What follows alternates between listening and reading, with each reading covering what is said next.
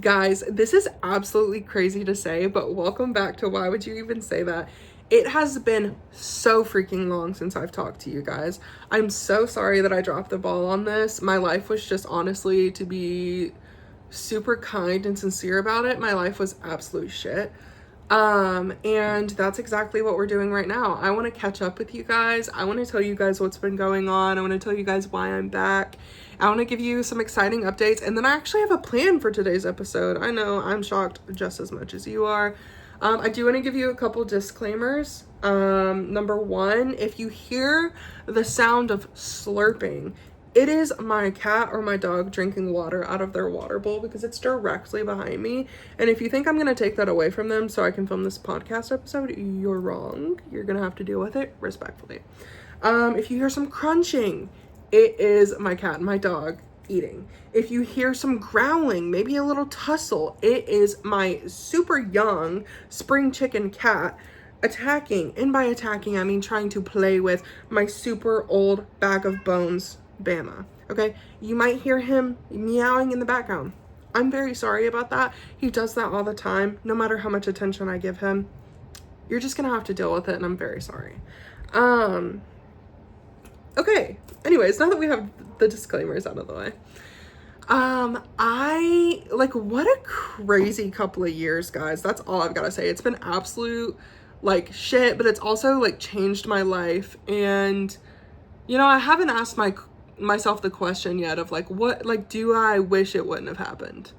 On some notes, yeah, I really do. I wish that none of the things that have happened or that have happened to me in the past 2 years, yeah, I wish that they hadn't happened sometimes, but I'm also so grateful for them now and where I'm standing. So I'm going to tell you guys the positives, and then I literally have a timer on my computer right here for 5 minutes, so I do not lose the plot, okay? So, positives, I am in my apartment. I've been in here since July of 2025. I have a roommate, and yeah, I love my room. I love, this apartment. I am ready for my own space, which is coming in the next couple of months, which is very exciting. If you also hear me snap, it's because he's going to attack him and I have to stop him. Anyways, so it's been super exciting. I've published 2 books since I've last seen you. I published my most recent one in April of 2026, which is The Thread Theory of Me, Myself, and I, which is so freaking exciting. That's the first book that I've ever wrote, and it was my self-help book, and it was such a rewarding experience to write that book, to live that book, and to be able to put the things that are in my brain into words to attempt to help other people. It was so surreal, and it's doing really good, which obviously is the last thing that you want to worry about, how a book is doing, but it truly is doing so well, and I'm super proud of it, and I'm so excited. My 2024 release was The Giving Glass. It was my 3rd poetry book in a series of A Girl Who Has Too Many Thoughts. It's surreal to say that I have 4 books published, but that 3rd poetry book, I'm really proud of all of my works, all of the things that I've done and all of the published, the books that I've published, even if there's some spelling errors in some of them. But it's so exciting to say, to have them out in the world. I have a lot of things that I'm working. Schmidt. Sorry. I have a lot of things that I'm working on and a lot of things that are new and just in progress. So if you guys want to hear more about that, I'm more than happy to bring that up in another podcast episode. However, yeah, so obviously I'm in this apartment. I'm trying to move into my own place in the next couple of months. That's an exciting piece of news. I finally got freaking team lead at my job, which is so exciting. It's literally everything that I've been working for the 4 years that I've been at this company. And to say that I'm proud of myself is a freaking understatement, because it's it's such a rewarding job. Like, I love the work I do. It's very like like, don't think criminal, but it's very like investigative work, and like trying to solve problems, and like collaborating with a bunch of people. And like, my team is absolutely amazing. My boss is amazing. Like, most of the people I work with are super, super, super helpful and super amazing. And I just love it. Like, I couldn't ask for anything better most of the time, you know, like it's just so good. So that's like a super positive thing. Yeah, like I'm excited for like where I'm at in my life. I'm excited for like the things to come. And yeah. Okay, so before I start this timer and I tell you everything that has happened in the past 2 years, I think that it's important to start this out by saying, I think that it's important to start this out by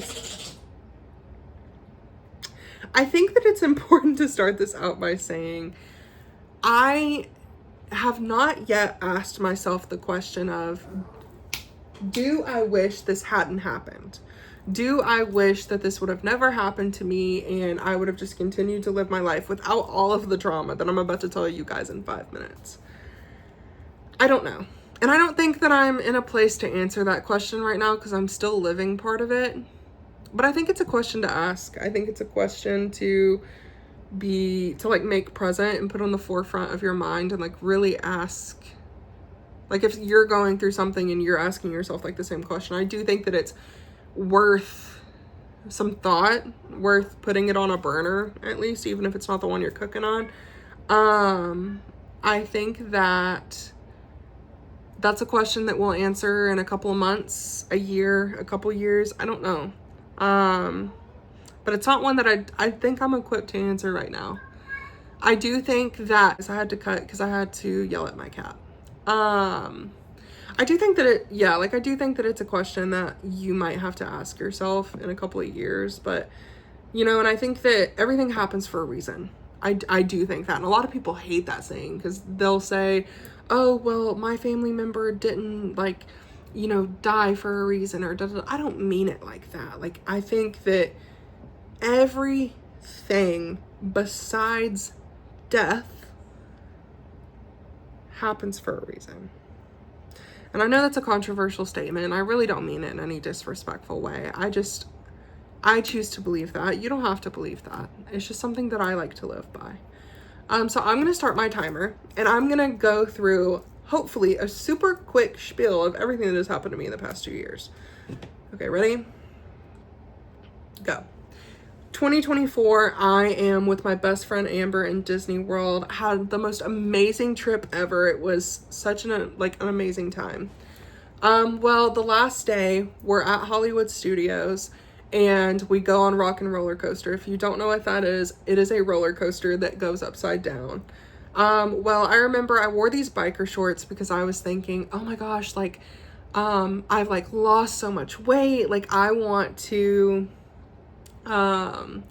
show my legs. Like, I never showed my legs before because I was so self-conscious.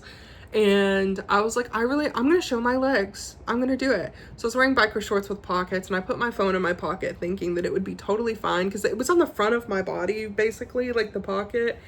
And I put it like deep down in there, so I thought it would be fine. Well, no. It fell out, I guess, because I got off the roller coaster and it wasn't there. They said that obviously they weren't going to stop the ride to give me my phone back, which totally plausible. And they told me that they would ship it back to me. So needless to say, I was leaving from Orlando, Florida the next morning to drive back home to Nashville, Tennessee. That is an 11-hour drive plus stop. So we're talking 13 hours to fill up with gas, get food, stuff like that. We're talking 13 hours that I wasn't gonna have my music, that I wasn't gonna have a navigation, that I wasn't gonna have anything, right? Well, my friend Amber, the next morning, was so gracious enough to let me use her phone for navigation and music and stuff while she went to sleep. Well, we stop and get coffee at Starbucks. That's very important to the story. And about an hour after we get coffee, we are cruising down the road. Amber's passed out in the passenger seat, and I'm just driving. And it starts monsooning, pouring because a hurricane's coming in, right? I would love to sit here and tell you that nothing happened. That's not why I set my timer. So I started hydroplaning and I went off onto like the rumble strip and I came back into my lane. Everything was fine, but I think the truck beside me thought that I was gonna hit them. So they swerved and they ended up hitting me, and it knocked my car sideways, and I like spun to where like the front end of the driver's side and the front end of my car was in like the fast lane. There were 3 lanes on this interstate. And I'm now like just like, oh my God, I need to get out of the road, and I'm freaking out.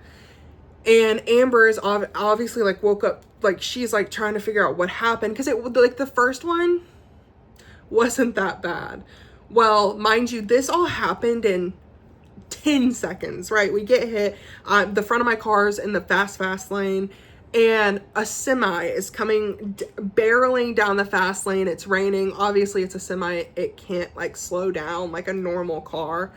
And it hits my car. We spin around in all 3 lanes. I'm talking 3 times. Like it was rough. And needless to say, pull off on the side of the road. Starbucks exploded on both of us. I'm covered in espresso. I'm freezing. It's monsooning. I'm trying to talk to the state trooper. I'm trying to talk to the guy in the truck who's cussing me out, and his wife is cussing me out. And it like the semi never stopped. It was a whole thing. Okay. Needless to say, that gets taken care of. My car is stuck like an hour from our friend's house in Florida. Well, we go to the tow truck place. We're there. We end up having to go to AT&T to get me a new phone because obviously I just totaled my car. I'm 23 at the time. I'm absolutely freaking out. And it was just a lot. Okay, so go get my phone. We go get some food because who doesn't want Texas Roadhouse after you get in a car accident? And then we go back to, it's technically Amber's friend, but now she's my friend too. So we go back to Chrissy's house, right? Well, everybody's blowing up my phone and they're like, are you okay? Da-da-da. I'm calling all of my friends to see if they can drive 13 hours to come get me, right? Because there was a freaking hurricane. All of the flights were over $1,000. I don't know about you, but I don't just have like $1,000 laying around to spend on a random flight home. No rental cars, no nothing, right? So anyways, my friend's boyfriend ended up driving all through the night, 13 hours to come get us, all through the day and night, 13 more hours back home, never slept once. Love him. He's literally a lifesaver. To take us back home. Well, the entire time my shoulder's killing me, right? And I know you're thinking, Caitlin, you said this was going to be quick. This is a very important part to what I'm about to tell you, right? So my shoulder's killing me and I'm like, God, like, no, like my shoulder really hurts. And so I like wait till the next day. I'm like, oh my God. I wait another day and I'm like, I've got to go to the ER. Like my shoulder hurts. It's because I tore my rotator cuff. And when they were doing all of my x-rays and scans and stuff, because I never went and got checked out, mind you, like I wasn't bleeding. My knee hurt so bad. My ankle hurt. Like I was so royally concussed. That was the worst concussion I've ever had in my entire life. It was so bad. So yeah, torn rotator cuff, got that taken care of. They were like, oh, actually, like we see that like you have a mass on your side. You need to go get that figured out. Oh, I have a what? I go to my primary. They're like, oh, yep, there's something there. We're going to have to send you to an OBGYN. I had never in my 23 years of life been to an OBGYN, right? Never in my 23 years of life. I go to an OBGYN. She's like, oh, yep, everything looks good, but we're going to have to send you off for an ultrasound. I said, okay. I go get external and internal ultrasound. They're like, oh yeah, you got some polyps on your ovaries, which I already knew because I had PCOS. And they were like, yeah, we're going to have to look at those. Well, I end up having to go back to the OBGYN, and she's like, okay, yeah, we're going to schedule laparoscopic surgery to remove these polyps. They go in, they remove the polyps, and I thought that never was I under the impression that test results were going to come back, right? That was never mentioned to me. And I'm not hating on my OBGYN. She's literally the nicest lady on the entire planet. I literally love her. She's so kind. She's so sweet. And she's so like sincere, and just like, she actually listens to me, which is super nice and refreshing. But I didn't know that that was on the board. Like, that they were going to test them and test results were going to come back. I don't know if that's common sense, or if nobody told me that. Anyways, I'm sitting on my mom's couch working from home 2 weeks later, or almost 3 weeks later, and I get a phone call, and I'm like, hello, and she's like, hi, this is Dr. So-and-so, like, we got your test results back, and I'm like, oh, like, okay, and she was like, yeah, like, so I have some devastating news, and I was like, okay, like, I'm thinking that, like, I'm gonna have to, like, get, like, I don't know what I was thinking, to be completely honest with you. But I wasn't thinking what's about to come out of my mouth. And she goes, yeah, it looks like you have endometrial cancer. I know that word is so scary, but we're just gonna need you to come in for to see an oncologist, and da da da da. My world stopped, dog. When I tell you, I have never been more lost for words than when that happened. I had never been more lost for words.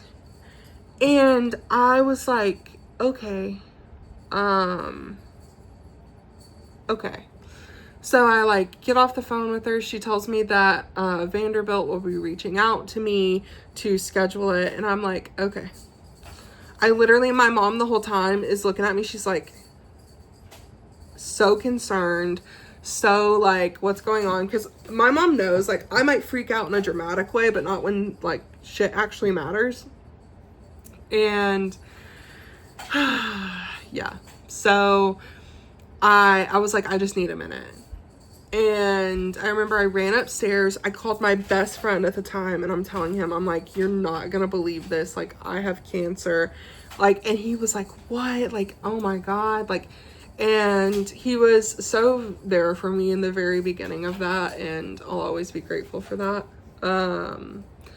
But I remember I called him, like, as soon as I heard the news, I was like, I have to call him. And I'm like freaking out. I like cried on the phone with him, and then I was like, no, like, you know what, like, I'm not gonna sit here and I'm not gonna cry about it. I'm like, it's fine. I went into a disassociative state for weeks, months. I think I honestly just got out of it, so we're gonna say a year.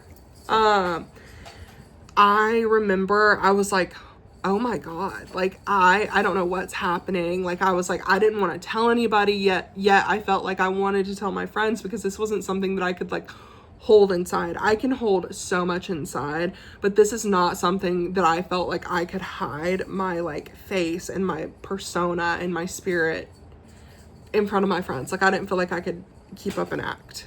And so I remember it was one of my friend's birthday, and we all went out to eat Texas Roadhouse. We sure did. And I tell like all 4 of like my really good friends, like, still to this day, I love them so much. And I was like, hey guys, like, I have cancer. And mind you, I know it was her birthday. Don't come for me. I told her before we went in there. And she said it was fine. So it was a whole thing. And like, Kayla and Amber and Nicole and Kiara, like, and Ashley and Bianca, like, they were my motherfucking rocks during cancer, dog. Like, my friend Emily, like, they were my rocks. Like, I don't think that I would have been able to do anything that I did with cancer without them that first time, right? So needless to say, to speed it up, because obviously I've gone past my 5-minute limit. Yes, I did. To speed it up, I ended up having to have a hysterectomy. They left my ovary, so it was a partial hysterectomy.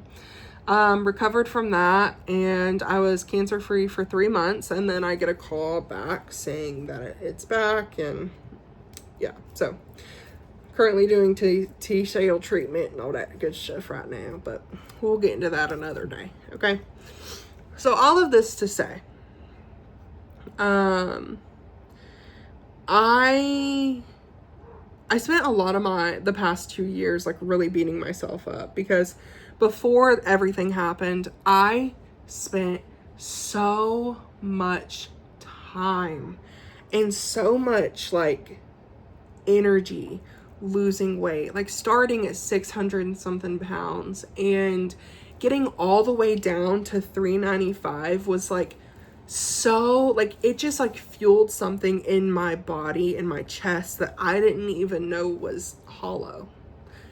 And to, you know, be told that you have cancer, and then to have 2 surgeries, and then to not like have motivation or your discipline or anything, and to gain 50 to 60 pounds of that back is so hard and so disheartening, and so like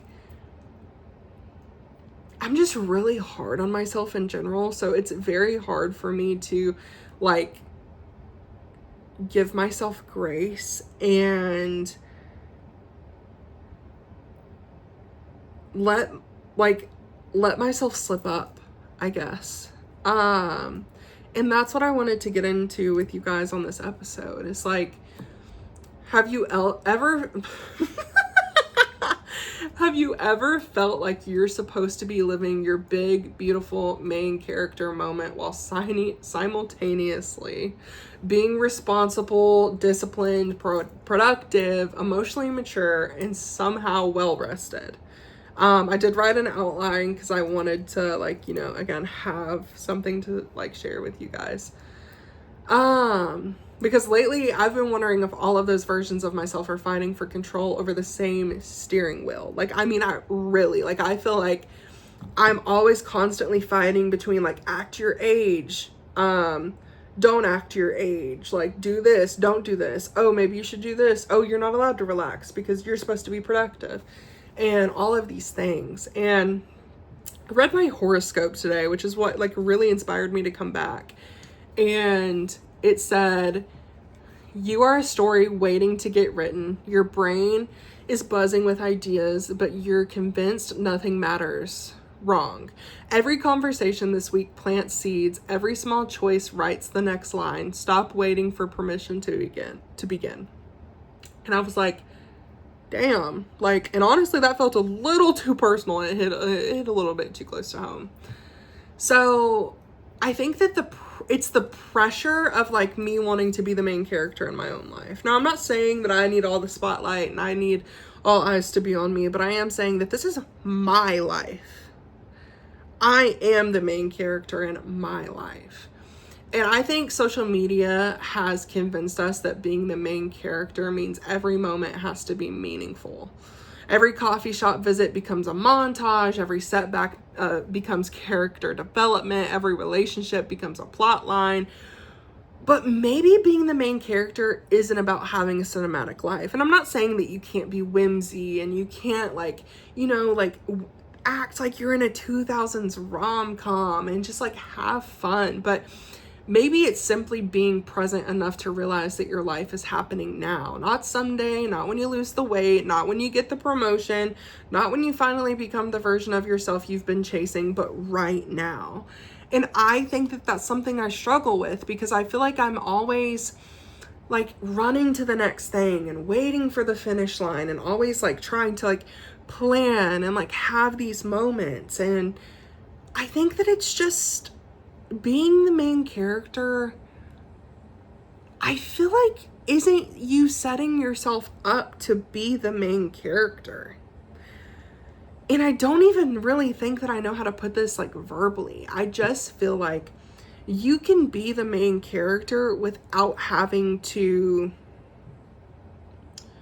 constantly put pressure that you need to have this aesthetic, like, boombox outside your window life. And I know that that's dramatic because I'm a hopeless romantic. I hope that some man makes me mad and apologizes via song out my window. Of course I want that. But the likelihood of that happening in the real world is very slim to none. And the writer in me is like, well, I'll wait. But on a real note, I think I just put too much pressure on myself to have the main character moments that we see in movies instead of the ones that I have on a day-to-day, weekly, or monthly basis that I don't even get to celebrate because I'm looking for the big cinematic ones, which is not fair to me. And it's not fair to the people around me when I am like super mean to myself because I didn't have one. And like about moving the finish line and like the discipline dilemma, like I struggle with a lot of like society's voice in my head being like, you should have more discipline. Like you said, like you wanted to lose weight, like you were feeling so much better. And I say none of this to hate on anybody who doesn't want to lose weight, because more power to you, girl. I literally love you. Like I hope everybody stays in their body how they like their body.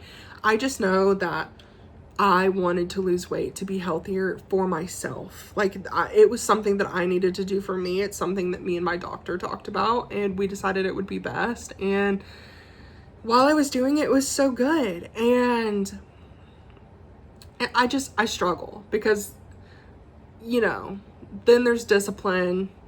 And I love the idea of discipline. I love routines. I love goals. I love planning. I love color-coded calendars. The feeling that I'm that I'm building something. But sometimes I can't even read my own words, dog. Yes, I love the feeling that I'm building something, but sometimes discipline starts feeling like another impossible standard. And that's so true. That is literally so true, especially if you're hard on yourself and you have anxiety and OCD, because like it's just so hard to create discipline that's manageable. And I don't think a lot of people understand that, because everybody thinks, oh, well, discipline is discipline. But yes, but I could also, like, just because you're on a diet doesn't mean that you have to be on a military diet. Like, just because you're wanting to sleep more every night doesn't mean that you need to be sleeping 12 hours a night, you know? It's all about the, like, what's the word I'm looking for? You don't want to make it like, you don't want to Jurassic. You don't want to make like Jurassic change. Like if you want to sleep more, like, yes, sleep more, but that doesn't mean you want to be sleeping for 24 hours a day, you know? So it's hard. Like it's really hard to feel like you're not constantly improving and then somehow falling behind, and then, you know, you start wondering if discipline isn't actually about doing more. Maybe it's about doing what matters consistently and letting the rest go. Maybe discipline isn't punishment, maybe it's self-respect. And that's the really hard part, isn't it? Because if discipline is self-respect, then why is society's voice in my head telling me that I need to be getting results faster? And I need to be doing this, and I need to be doing more of this and less of this. And then I go to the other side of the internet and they're like, no, more of this, less of this. What are you doing? Are you dumb? And you're like, oh my God, well, so-and-so told me to do this. And that like comes into a whole other can of worms of like, it doesn't matter what you're doing. Do not take the advice of somebody that you do not want to step in their shoes. And that's just point blank, period. I do not care who does not agree with that statement. It is very, very true. I think if somebody who is like just like like a nasty human being, and you know that they're not a kind person and they're trying to give you advice, no thank you, no wham bam thank you ma'am, you've got to go. Okay, I don't want it. I don't want to, like, I don't want it. So like what does self-discipline even mean? And like I'm genuinely asking you guys, like, what does it mean to you? Does it look like, just working out during the day? Like, even if like you said you were going to work out in the morning, does it look like, drinking half of your water, even though, you said you were going to drink the whole thing? Or like, what does it look like? Does it look like journaling every morning? What does it look like to you? Because I'm genuinely struggling with like, what is like correct discipline for like the life that I want and like how I need to get there, and what is too much? What is unrealistic expectations on myself and standards that I am disguising as discipline? Because those are two totally different things, and I do not want to continue to fall down this rabbit hole of discipline that is actually kind of low-key described and masked as self-sabotage. Yeah. And like, that also kind of coincides with like, act your age. What does that even mean? I've always wondered that, because everybody's always been like, oh, you're so mature for your age. I would have never guessed that you're 14. I would have never guessed that you're 18. I would have never guessed that you're 20. I would have never guessed that you're 25. And somebody literally just told me this today. Sometimes I'll forget how young you are. Yes, I'm so sorry. Okay. I am just a girl. And it's like, somewhere along the way, people start saying things like act your age, but immediately, like, nobody ever explains what that means. Like, how do you act 4? How do you act 25? How do you act 40? How do you act 60? How do you act 120? How do you act your age, and why should you? That is truly the question. Just because you're 50 years old doesn't mean that you can't go out to the bar with your friends. Just because you're 18 years old doesn't mean you can't go play bingo with your friends. See exactly what I just did. That stereotypes on those ages, and I flipped them. And it's like, why, like, you can't wear a crop top past 25 because you're weird. Like, if I want to wear a crop top when I'm 95, I'm going to wear a crop top when I'm 95. And that's just how it's going to be. Like, I don't understand, because genuinely nobody explains to you what it means. Like, does it mean having everything figured out? Because if that's a requirement, I think most adults are failing. And that is so true. Like, the older I get, the more I realize adulthood isn't certainty. It's making decisions without certainty. It's accepting that there are no magical moments when someone hands you the answers. It's understanding that everyone is improving a little more than they admit. Or improvising a little more than they admit. Because, when you're a kid, you always think like, oh, like, when I'm an adult, I'll have it figured out. Like, I'll figure it out when I'm an adult. I'll understand when I'm an adult. Bitch, are you fucking kidding me? No. I cannot tell you how many times I have to Google things, like, how many times I have to look up a YouTube video on how to do something, like, how many times I've had to, like, look up, like, a TED Talk on, like, something to, like, inspire me to do something else, or, like, Google is my best freaking friend, dude. Like, I Google so much, and like doing your own taxes, how to change your own oil, how to do it, like your tire, like what do you really need to look for in an apartment? Like, what are you really looking for in a used car? Like, what do you mean it's been flooded? And I'm like trying to figure out like what that means. It's just like, it's a little bit of, and people will say, oh, it's a little bit of common sense. It's a little bit of being an adult. Okay, well, common sense is also counterintuitive to, and also very stupid to say in that, because common sense to you isn't common sense to somebody else. Like, you would think, oh, well, it's common sense, so it's common. No, it's common to the same people who grew up probably in the same area around you. But something that's common sense to me might not be common sense to somebody else. And they might be smarter than me in other things than I am in certain things as well. Like, it's crazy. Like, I genuinely don't understand, like, act your age. But there is so much pressure to act your age, isn't it? Like, oh, like, I'm 30. I should have this all figured out. Or like, oh, I just graduated college with my degree. I should have a job. Like, I should have people knocking down on my door with job opportunities. Or, oh, like, I'm 60. I should be able to retire.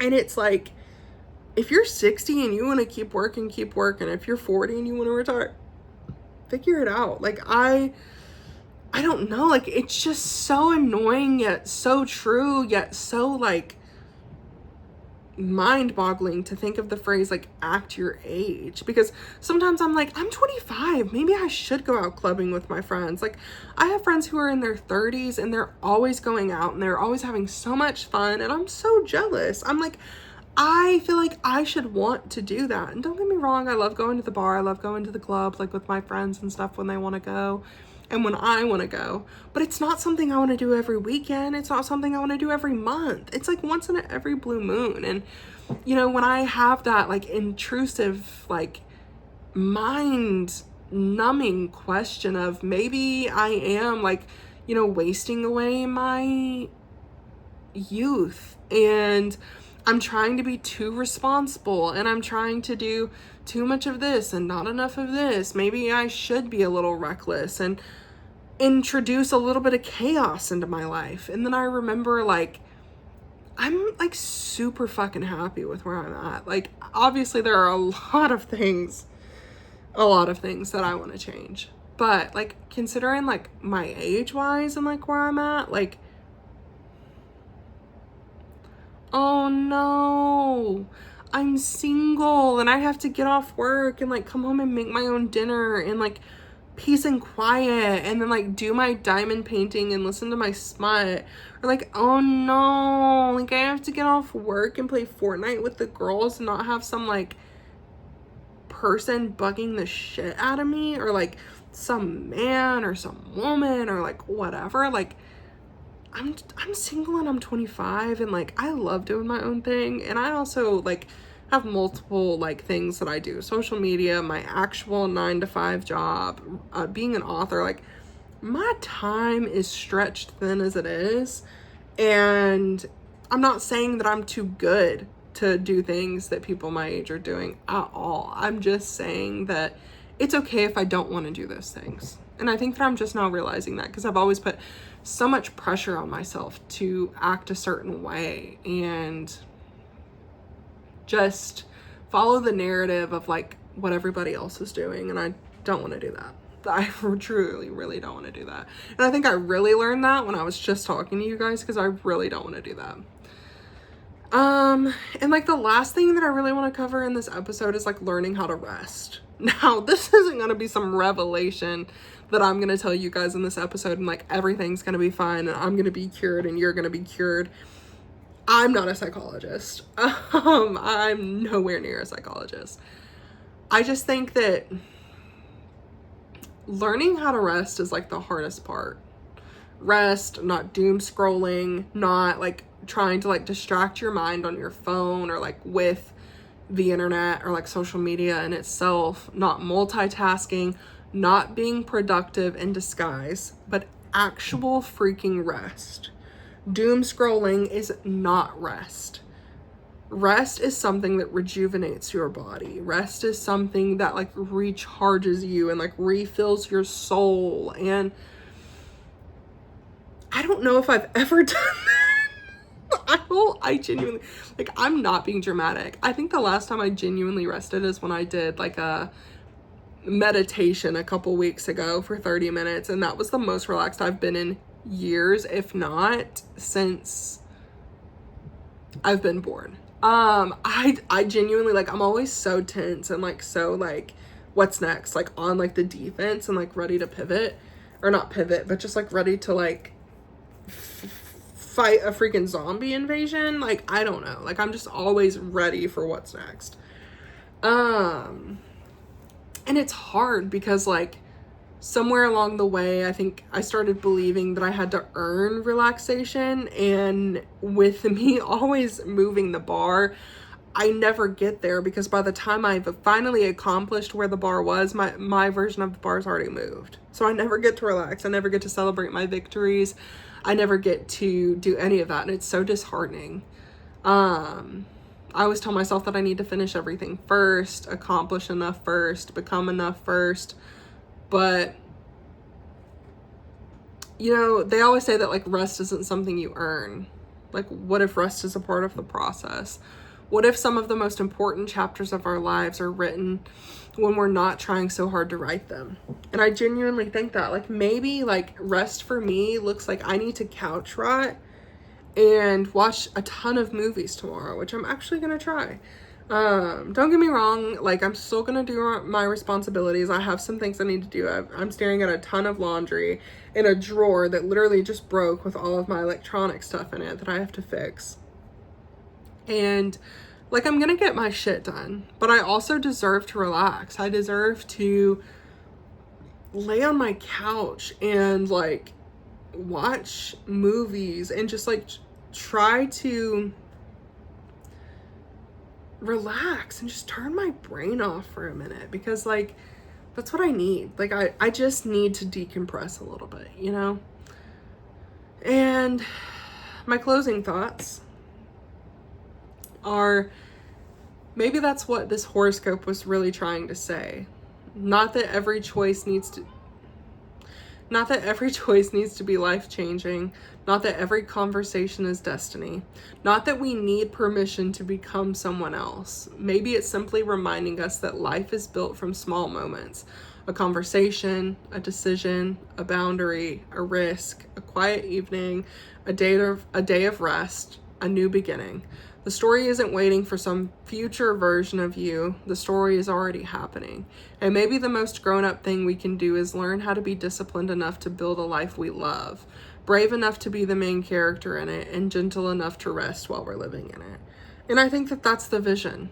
That's genuinely everything that I would want out of life right now.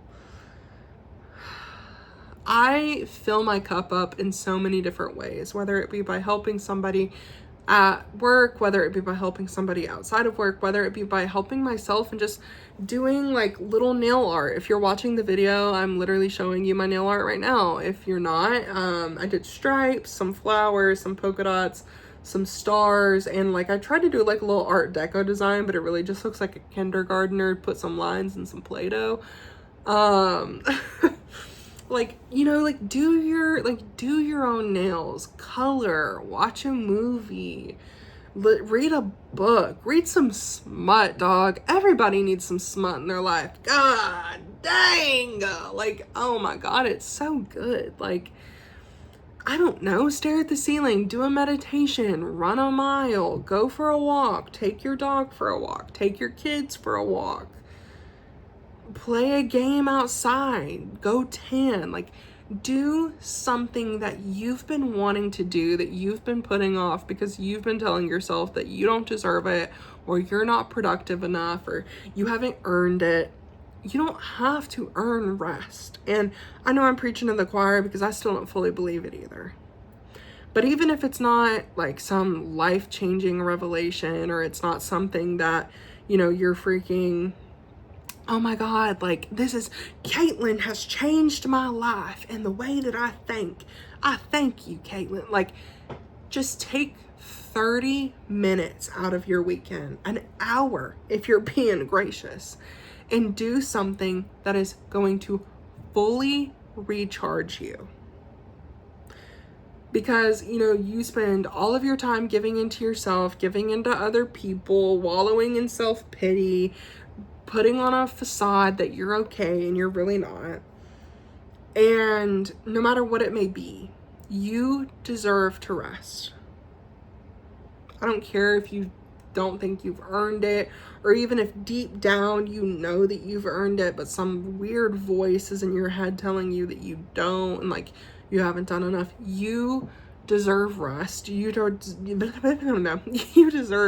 to be the main fucking character in your story, in your life. Because at the end of the day, nobody is coming to save you.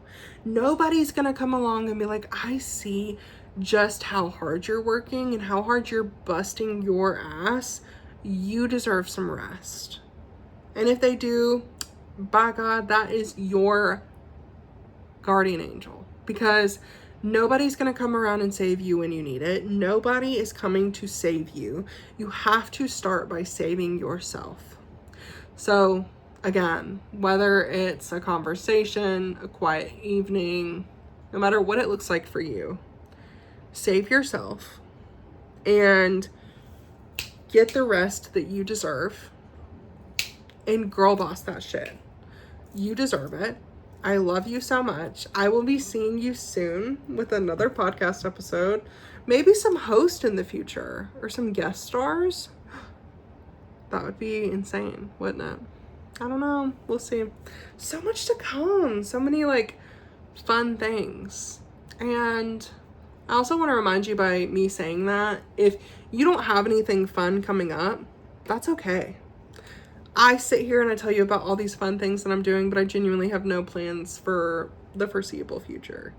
I have a concert here and there, but I'm trying to slow down in my life and like actually like take in life for the first time in my life. And these are the steps that I'm hoping will get me to where I want to be. I just want to be somebody who's content in being still and is fine being content.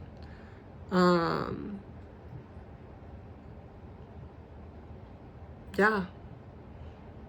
I love you guys, and I'll see you soon.